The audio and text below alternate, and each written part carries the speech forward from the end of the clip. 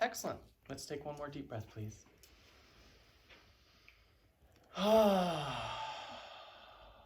Coming back into this beautiful moment, we breathe in peace, we exhale love. And welcome, YouTube family. This is going to be the week 2 of the 7-week cleanse that we're going into, but you don't need to have seen any of the other videos because each of these are going to be standalone. But it will definitely be really cool if you do go back and watch the first one and then any of the future ones we're going to be doing in the future Sundays. And all of this is leading up to, we've all heard of spring cleaning, right? So think of this as a spring cleanse for your mind, body, and spirit, preparing you for this new cycle of spring that we all go through. It's not just Mother Nature that goes, or the planet that goes through seasons. It actually is always occurring in our own lives. And so one of my favorite quotes from last week is that, think of trees that normally shed their leaves in the winter. What happens if they hold on to all those dead leaves on their branches? Those dead leaves, they may look like there's something there, but they're actually giving no nutrients.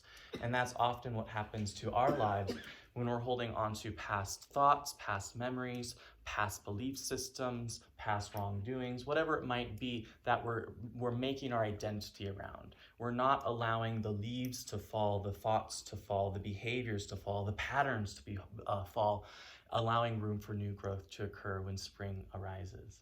And so I just thought that was a beautiful symbology that we went into last week. So if you haven't seen it, the video is called Mental Hoarding, the Cleanse Week 1. So let's take one more deep breath and we'll start today's sermon. Whew. Excellent. So this week we're going into self-deception.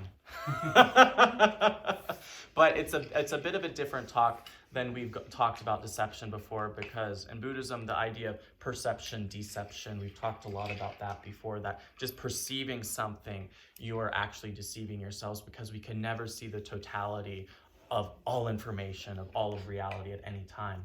Today, though, we're tying it into the second tenet of living peace, which is mastery of impulse. Last week, we tied in mental hoarding to mastery of thought. This week, we're tying in self-deception into mastery of impulse. And so the first thing that I have written down here, well, actually the second thing, and then we'll go back to the first thing.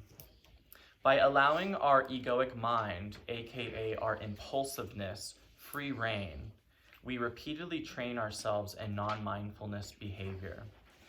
It becomes harder and harder to catch our deceptions, which eventually causes pain to ourselves and other people. And so let's go ahead and fill in those blanks there. And as always, as I've been saying lately, if anyone wants to join our online Facebook group, I do post a PDF of these so you can follow along and fill in as well. So the first fill in of the second paragraph is free rein. By allowing our egoic mind free rein, we repeatedly train ourselves in non-mindfulness behavior. It becomes harder and harder to catch deceptions that eventually cause pain to ourselves and others. I guess you can also put non-mindful behavior, that's more grammatically correct. But think about that for a moment. Think about all the times that you have allowed your impulsiveness to get away from you. Some of you may have even done it this morning. Or a few times this week. Just a word comes out of our mouth that we weren't mindful with.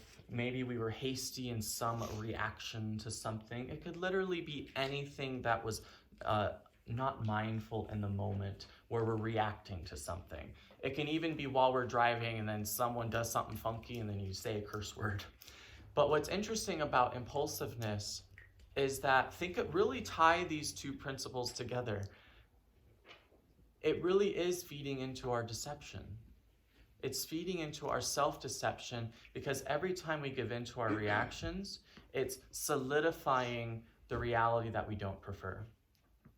Because think about it, in every situation, there's always multiple ways of looking at it.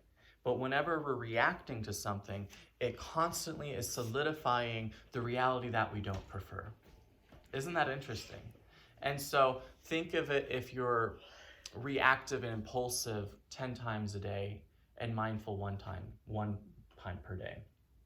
You're still creating it's almost like I view it as two different roads. One is paved, the one that your mind, your neural pathways that you're used to always going down, and the other one is just a dirt road jungle that you're trying to pave within your mind. And the dirt road jungle with snakes and vines coming out every which way, that's probably the positivity. Just having that default neutralness and being able to observe life from a place of unattachment. Observing, you're not looking at it through your egoic lens, you're looking at it through the neutral observer. We're normally not used to that, are we? We're normally quite used to the other one where we have a thought, it must be true. Who's ever done that to someone before? And then it colors, it labels, and it creates a filter, it creates a bias, and in my book I talk about it creates a mental overlay. Life itself is neutral. Life itself is neutral, but then humans come along, and then we have this mind that's able to create this mental reality that we then lay on top like a blanket on top of our earth, and then it colors everything. And that's how we see life. And how unfortunate is that? Because again, it limits our perception in such a drastic way that eventually it often does cause a lot of harm to ourselves and other people. So let's breathe that in for a moment. Delicious. Let's go ahead and jump into the first sentence there with the fill in the blanks real quick. And this is one of my favorite quotes from Living Peace. Pleasure is not happiness. Excitement is not peace. I've said this many times before in past videos, but it's always such a delicious reminder. Pleasure is not happiness. Excitement is not peace. Because think about how often we are chasing some type of pleasure that we feel like it's bringing us a sense of happiness, but it's always very fleeting, it's always very temporary. And then think about how often we are chasing after some type of excitement or something really gets us excitable. But if we really look deeply into it, and Thich Nhat Hanh talks about this too, there's not necessarily a peace there. And often, whenever there's that high of excitement, who's felt the crash after? And that's something to be really observant of. And it's not saying don't have pleasure and don't have excitement. It's just saying please don't mistake them for happiness or peace, because that's a deception. And when we fall into that deception, we cause ourselves and other people a lot of pain, because a lot of times you're putting your eggs of happiness in the pleasure basket. You're putting your eggs of peace in the excitement basket. And then when the thing comes toppling down, which it always does because everything is impermanent, you're left with just scrambled eggs, I guess. So let's breathe that in. Today I'm going to be talking a bit more about meditation, because my invitation from this conversation is for many of us who may not have, maybe we've been slack on our meditation practice, or maybe we really haven't developed one. With this cleanse, I'm inviting us to take action this week and sit our ass down for at least 5 minutes a day. Don't worry about the mind. Just get in the process of sitting down for 5 minutes on the floor with as straight as a spine as you can make it. And there's actually videos you can type online where you can look up the correct way for posture and meditation, because how we have our spine does matter a lot. It's less about the legs and it's more about the spine, but depending on how your legs are, it definitely can influence how your spine rests. And so let's take a deep breath, and we'll go ahead and fill in this blank, then we'll talk about meditation a little bit. So meditation is washing residue off the dishes of our mind. Meditation is washing the residue off the dishes of our mind. This residue builds up over time, eventually blurring all sight. So if we notice that we're an impulsive creature, or that we have a tendency to let our egoic mind go free rein, and we're just creating story after story after story about the past, about other people, about the future, what's beautiful is that meditation is kind of that pause button. It sits your ass down and it invites you to return to your body. It invites you to turn to yourself. It invites you to return to your mind-body harmony, we'll say. But that's the catcher. A lot of people might say, well, I meditate in my bed, you know. Unfortunately, that's not the same effect, because when you're actually getting into a posture that takes some energy and it's not necessarily comfortable, when you actually feel a little bit of pain, it's not the end of the world, because it actually brings you back to the present moment, doesn't it? And so right here, all of a sudden, my heart space is open, while when we're in bed or we're slouching, the heart space is closed off. So energetically, there's already an influence, and you're able to actually have a freshness there. I think that's another fill in the blank here that actually we carried over from last week. Let's see, where was it? I think it's inviting freshness. Yes, the practice of inviting freshness. And so, I didn't even think about saying this today, but let's talk about that. Rather than calling it meditation for this next 7 days in a row, call it inviting freshness. That I'm going to sit on the ground, I'm going to realign my mind, body, and heart, and I'm going to invite freshness into this space. Isn't that a softer way of looking at meditation, especially if we might have some anxiety around it, or maybe we have a limiting belief that we're just like, it's impossible. Who's felt that way before? I will never quiet my mind. And it's actually okay that you can't quiet your mind, because that's what the brain does. You know, it's never going to fully stop. That's not the purpose of meditation. The purpose of meditation is returning you into this moment so that you can actually, well, it's two-folded. On one hand, it is the quieting and it's the releasing of all notions, so you're not storytelling. But what's interesting is the byproduct of ceasing or slowing down that storytelling, slowing down the aspects of ego, is that you actually start to understand yourself better. You don't necessarily go into it with that goal, because that will distract you, because you're going to just make a story about that. But when you actually stop the stories, you stop the impulsive actions. I always say, folks, if you have difficulty with impulsiveness, just sit your ass down every time you notice you're about to do something that you normally do in your pattern. And then when you sit there, eventually the moment will pass. That's actually, in my book, I talk about, I have a juicy story about myself in here at the beginning of Mastery of Impulse, where I talked about how I suffered from extreme OCD and mental tics as a kid. And so I'd have to make sounds in sets of 3, and if it didn't feel satisfied, I'd have to do it all over again. If that didn't feel satisfied, I'd have to do it all over again. And I would also have to constantly feel clean, and so I'd wash my hands over 100 times a day to the point where they'd crack and bleed. And once I started studying Buddhism and aspects of mindfulness, I'm like, okay, all of that's an illusion, because if I don't complete that set of 3, or if I don't wash my hands for the 5th time in a row, I'll still be okay. I'll still live. And so I actually started sitting on my hands, and then I would breathe through the panic attack, because when I started that, it would actually lead into panic attacks, because if I did not complete the set of 3, or if I did not wash my hands to feel clean, it would cause me a lot of stress. And the feeling that I can equate it to was wanting to pull out your hair and rip out your flesh. Who's felt that way before?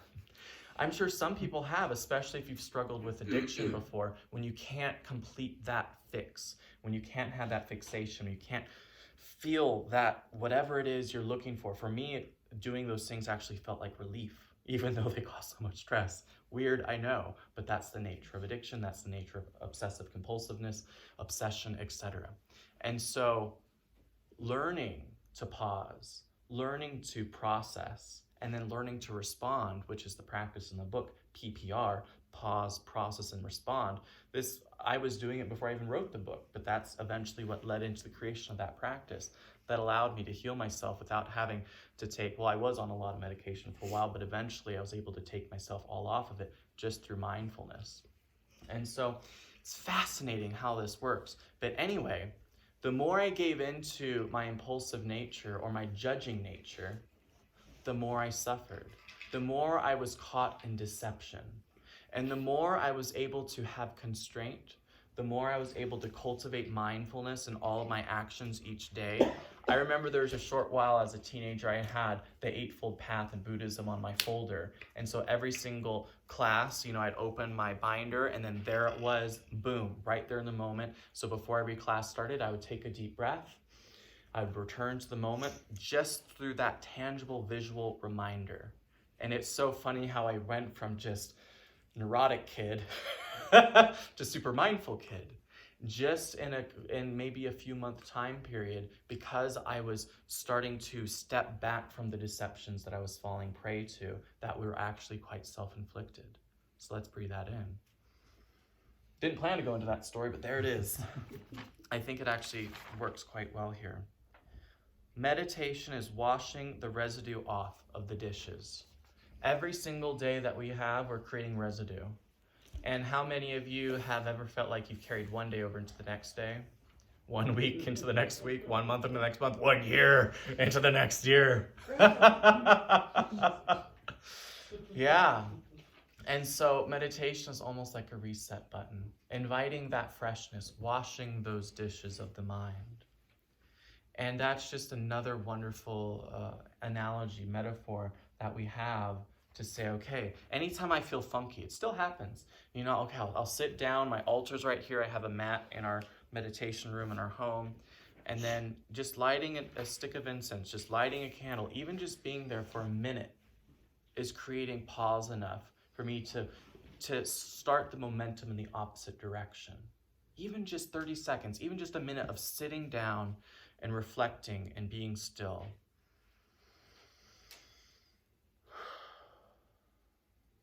Right there, you see that breath? There's so much energy in it.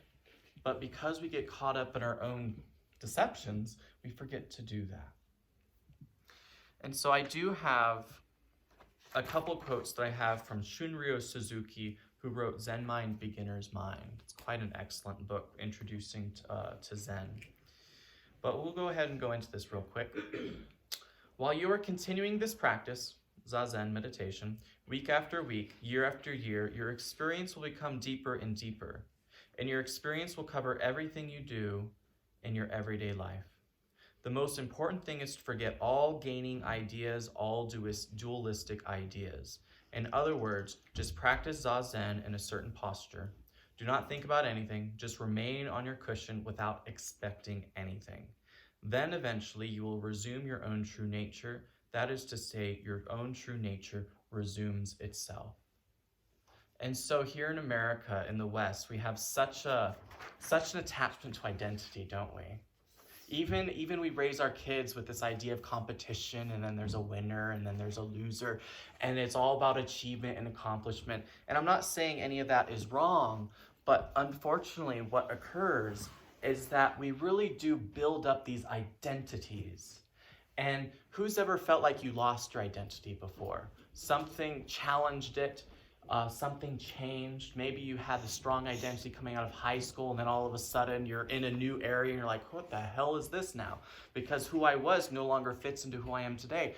Who's ever been a parent or is a parent, and you might be getting ready for the baby to leave the nest, and then there's an idea, there's an identity there as well. Who's been married before? Who's been divorced before? We create all these identities. Who felt achieved and accomplished in their job, and then now that has changed. So there's all these areas in which we have attached our identities to, but they're not actually us.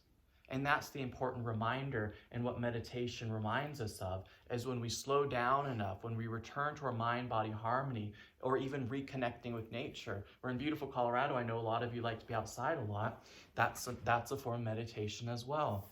But when we return to our true nature and remind ourselves, we fall less victim to this deception, this deceptive notion of self. Interesting, isn't it? So let's take a breath. There's one more quote I have to share that's going to go into some cool stuff from Shunryo Suzuki. In the Zazen posture, meditation posture, your mind and body have great power to accept things as they are, whether agreeable or disagreeable. In our scriptures, it is said that there are 4 kinds of horses: excellent ones, good ones, poor ones, and bad ones. The best horse will run slow and fast, right and left, at the driver's will, before it sees the shadow of the whip. The second best will run as well as the first one does, just before the whip reaches its skin. The third one will run when it feels pain on its body, and the fourth one will run after the pain penetrates to the marrow of its bones. You were all horses. And so I like to equate this to our practice, us as students. We're all students of life. But think about it in this way. Those of us who've really tapped into this work, we practice it every single day, whether there's a conflict or difficulty or not. We just do it. That's the first horse.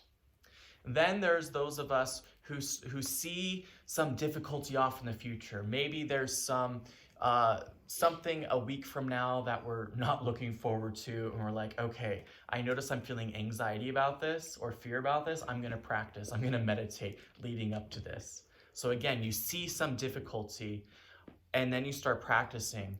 But when things are going good, you're just like, things are fine. So you're not practicing. And then the third horse, or the third student, once you experience something difficult, then you get your ass on the mat. Then you come to church.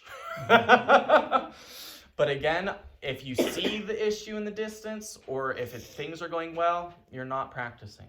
But then there's the fourth, which is actually a lot of us.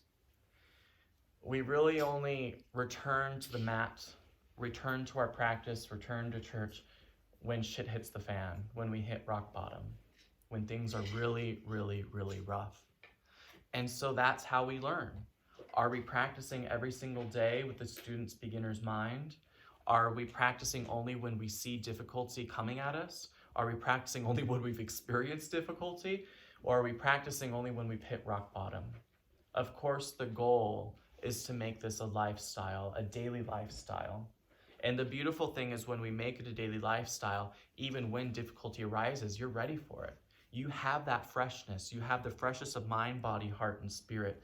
So you're able to lean into the difficulty rather than run away from it or block it or resist it, etc., etc., etc., which we know now makes things often worse when we deny. And we don't get caught up in the self-deceptions as much. Pretty juicy, huh? Let's breathe that in.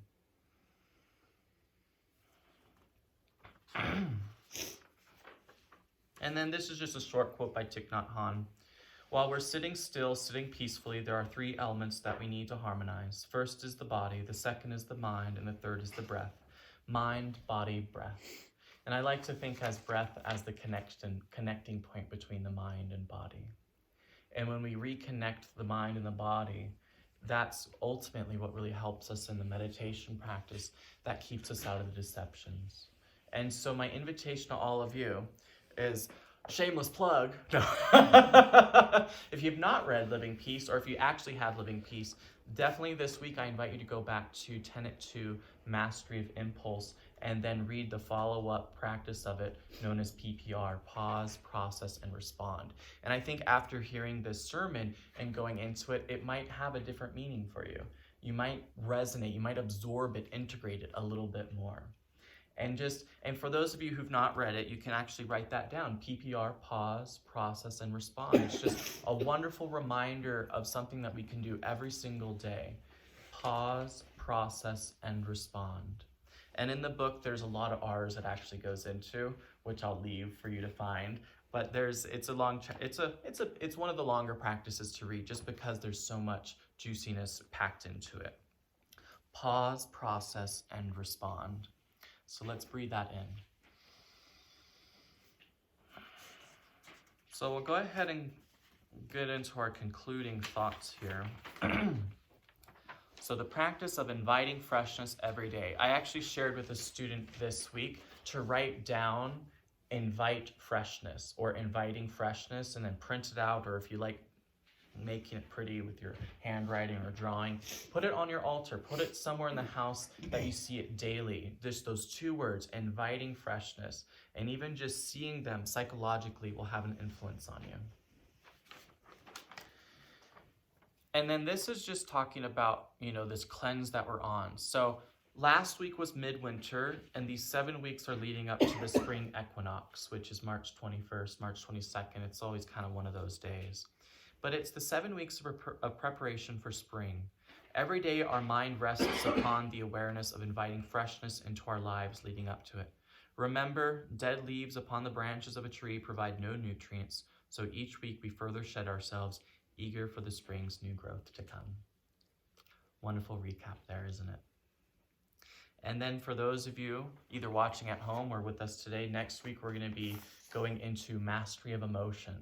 And so I haven't found the exact title that I'm going to put for that yet, or the exact spin we're going to put on it. But last week was mental hoarding, this week self-deception, so it'll be really cool to see what next week brings. So let's take a deep breath. And as always, for our YouTubers at home, links are down below for anyone who would like to donate. We definitely appreciate a lot of hard work goes into planning these sermons and these videos. And so we appreciate you. And until next week, mwah, blessed be.